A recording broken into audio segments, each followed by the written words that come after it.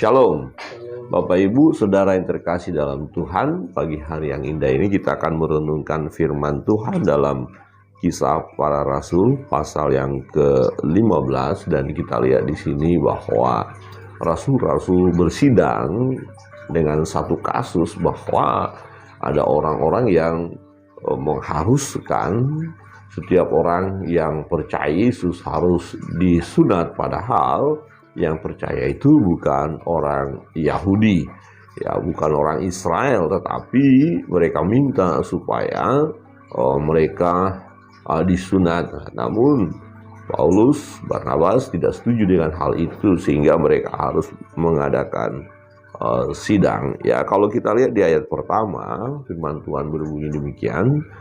Beberapa orang datang dari Yudea ke Antioquia dan mengajarkan kepada saudara-saudara di situ, jikalau kamu tidak disunat menurut adat istiadat yang diwariskan oleh Musa, kamu tidak dapat diselamatkan. Wah, ini keras sekali ajaran mereka ya.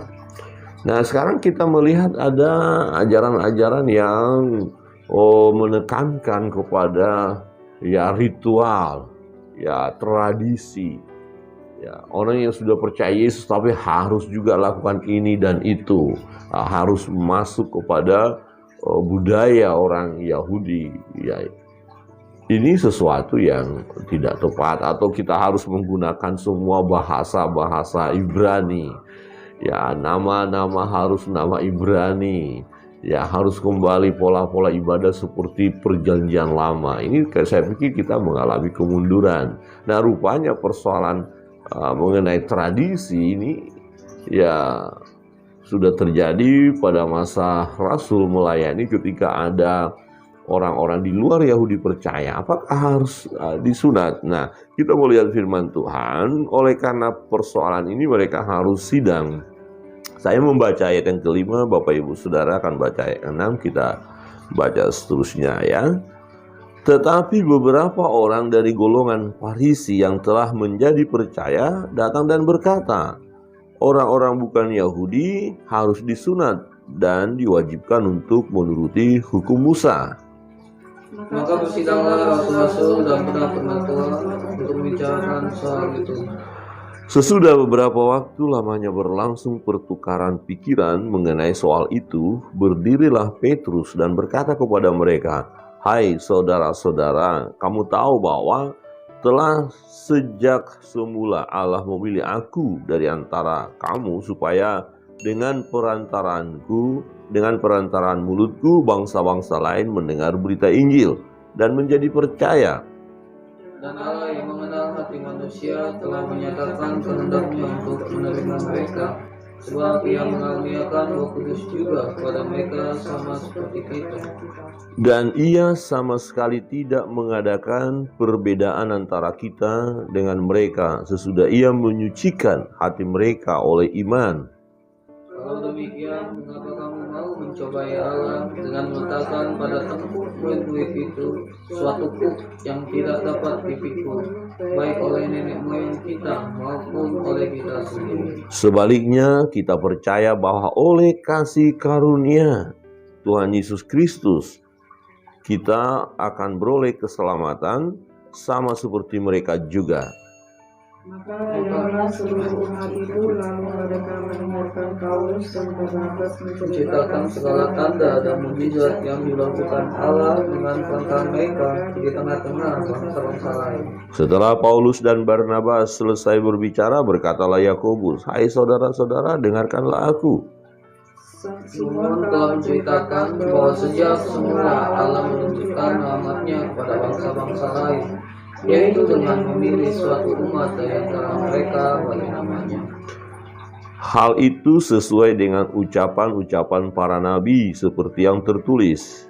Kemudian aku akan kembali dan membangunkan kembali pondok Daud yang telah roboh, dan reruntuhannya akan kubangun kembali dan akan kuteguhkan, supaya semua orang lain mencari Tuhan, dan segala bangsa yang tidak mengenal Allah yang kusebut milikku." Demikianlah firman Tuhan yang melakukan semuanya ini.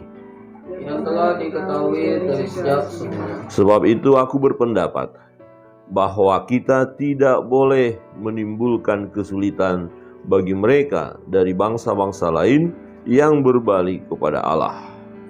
Tetapi kita harus menulis surat pada mereka supaya mereka menjauhkan diri dari makanan yang telah dicemarkan berhala-berhala, dari percabulan, dari daging binatang yang mati dicekik, dan dari darah. Sebab sejak zaman dahulu hukum Musa diberitakan di tiap-tiap kota, dan sampai sekarang hukum itu dibicarakan tiap-tiap hari Sabat di rumah-rumah ibadah.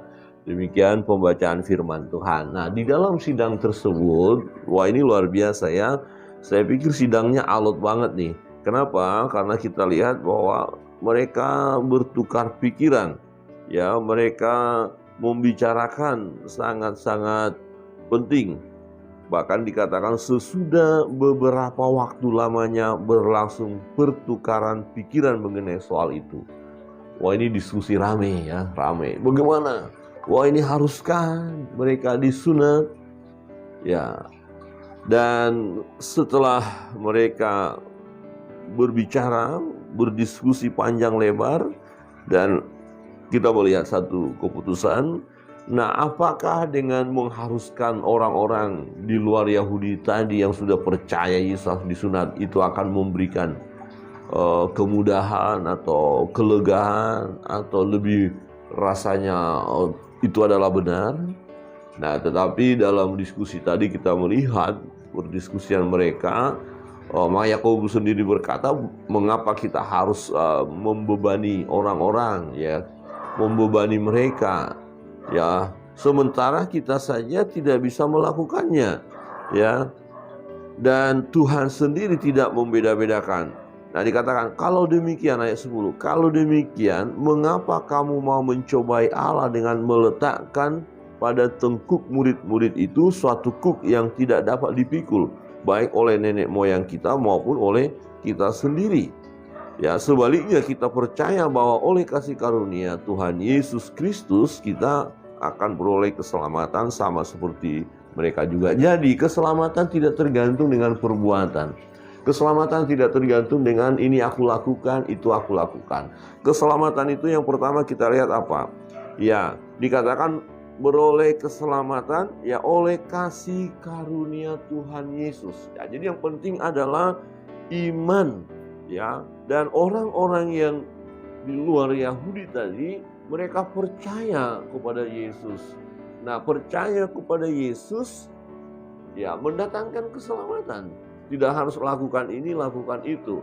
Ya, tetapi Yakobus tadi berkata, kita nggak usah kasih beban kepada mereka. Tetapi yang perlu kita beritahukan, ya bagaimana hidup yang benar, yang sesuai dengan firman Allah. Bagaimana cara hidup orang yang sudah percaya Yesus.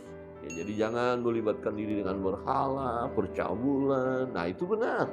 Ya, jangan melakukan hal-hal yang tidak sesuai dengan firman Allah. Tetapi kalau masalah disunat atau tidak disunat itu bukan sesuatu yang penting. Ya, jadi kalau memang syaratnya tadi dikatakan mereka kalau nggak disunat nggak selamat. Wah ini berbahaya sekali ajaran itu.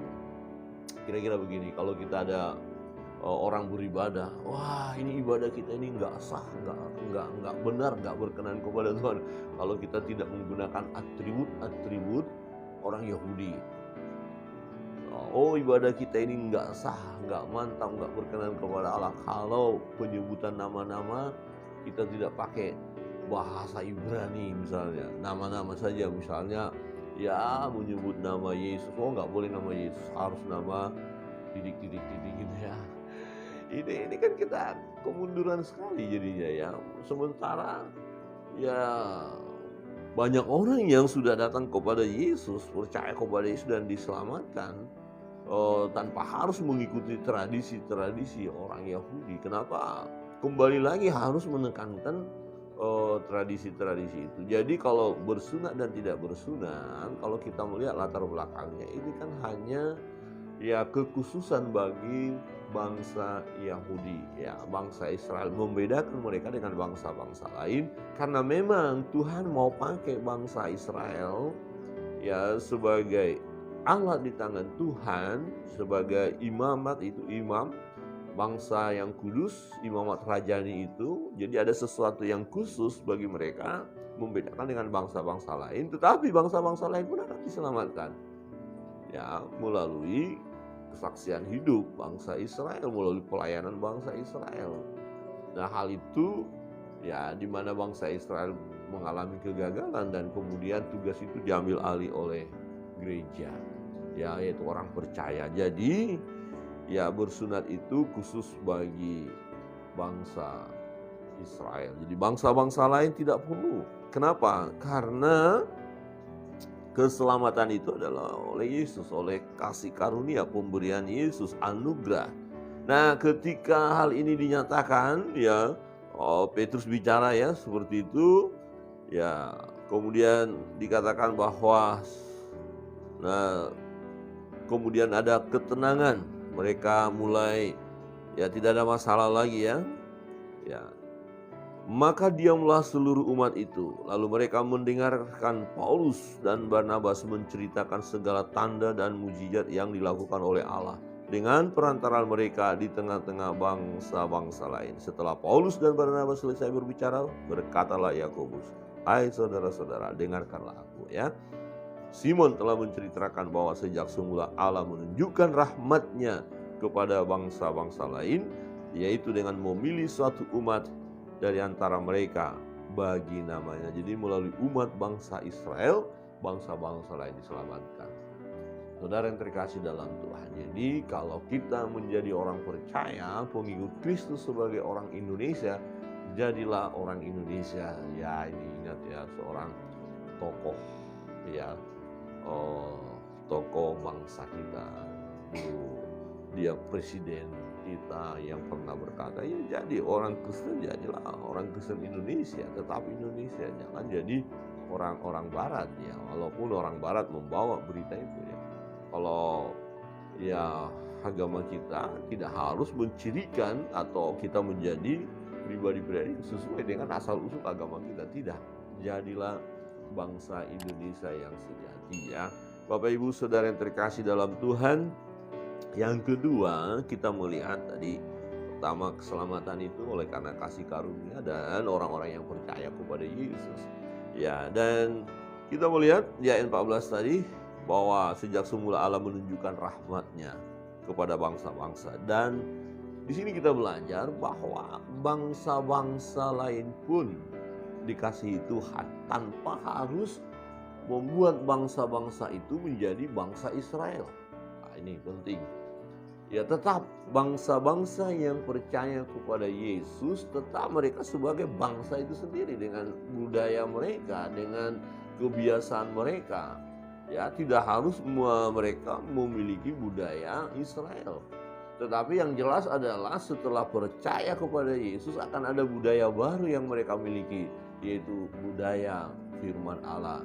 Budaya yang sesuai dengan perintah Tuhan. Artinya begini, dulu mungkin mereka punya budaya yang tidak sesuai dengan firman Allah, ya, tidak menyembah Allah yang benar, ya, mereka melakukan penyembahan yang bukan kepada Allah yang benar. Nah, setelah percaya kepada Yesus, lahirlah budaya baru, budaya yang sesuai dengan firman. Akhirnya penyembahan mereka adalah kepada Allah yang benar, kepada Allah yang esa itu.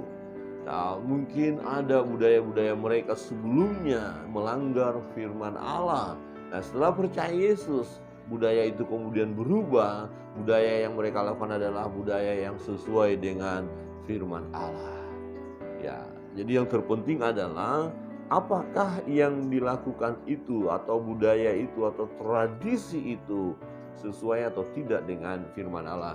Jika sesuai dengan kebenaran firman Allah, kita tidak perlu ubah lagi, ya, memang lanjutkan saja. Ya, kalau sesuai firman Allah, ya itu benar, lakukan. Tapi kalau tidak sesuai, kita harus berani mengubahnya. Jadi kita harus memiliki budaya baru. Nah, Tuhan mengasihi bangsa-bangsa lain. Tuhan tidak pilih kasih. Tuhan tidak membeda-bedakan. Hanya memang untuk keselamatan bangsa-bangsa lain, ada bangsa Israel, ya, yang dipakai oleh Tuhan. Bangsa Israel. Dan saat ini untuk bangsa-bangsa lain, Tuhan memakai gerejanya. Bapak Ibu Saudara yang terkasih dalam Tuhan, di ayat 17 berkata begini, supaya semua orang lain mencari Tuhan, dan segala bangsa yang tidak mengenal Allah yang kusebut milikku. Demikianlah firman Tuhan yang melakukan semuanya ini. Jadi akan banyak bangsa-bangsa datang kepada Tuhan dengan budaya mereka. Tidak mengharuskan mereka menjadi memiliki budaya bangsa lain. Atau misalnya kita, saya orang Indonesia, kemudian pergi ke bangsa lain, kemudian saya harus kata kalian harus memiliki budaya sama seperti budaya bangsa Indonesia. Tidak, sesuai dengan budaya mereka. Tetapi ketika ada budaya yang tidak sesuai dengan firman Allah, harus dirubah, harus ditinggalkan, dan ikutilah kebenaran firman Tuhan. Jadi kita melihat di sini, kita tidak boleh mempersulit diri sendiri atau mempersulit orang lain ketika mereka datang kepada Tuhan. Datang kepada Tuhan, kamu harus lakukan ini, harus lakukan ini, harus lakukan ini. Saudara, yang terpenting di sini adalah lakukanlah kebenaran, lakukanlah firman Tuhan. Ada amin Bapak Ibu? Ya, jadi jangan kita berkutak-atik ini harus seperti orang Yahudi kita. Enggak, kita nggak perlu jadi orang Yahudi. Orang Yahudi memang ada sendiri ya. Kita sendiri bangsa Indonesia, suku-suku kita sendiri. Ya, dan itu adalah pilihan Tuhan bagi kita bahwa kita diselamatkan dari kehidupan yang tadinya tidak mengenal Dia, tidak menyembah Dia. Dan ketika kita diselamatkan bukan usaha kita, bukan hasil pekerjaan kita, ya, tetapi karena kasih karunia, ya, kita diselamatkan oleh iman percaya kita kepada Yesus. Kiranya kebenaran firman Tuhan menolong kita dalam setiap perjalanan hidup kita, dalam mengiring Yesus, percaya kepada Yesus. Ya, jangan kita mempersulit diri sendiri atau mempersulit orang lain dengan aturan-aturan itu dan ini yang sebenarnya ya dibuat manusia seolah-olah kelihatan akan lebih kudus, lebih suci. Nah, padahal itu hanya akan memberatkan saja. Nah, yang terpenting adalah datang kepada Tuhan, percaya kepada Yesus, lakukanlah firman Allah. Melalui sidang di Yerusalem, para rasul-rasul memutuskan tidak harus disunat orang-orang yang bukan Yahudi, orang-orang yang bukan Israel yang percaya kepada Yesus. Biarkanlah mereka dengan budayanya sendiri, dengan kehidupan mereka. Nah, yang terpenting adalah percaya kepada Yesus dan melakukan firman Allah. Jadi hidupnya diubahkan oleh kebenaran firman. Kiranya itu pun yang terjadi dalam hidup kita. Kita mari menghidupi kehidupan kita dengan budaya baru, yaitu budaya firman Allah. Tuhan Yesus memberkati kita.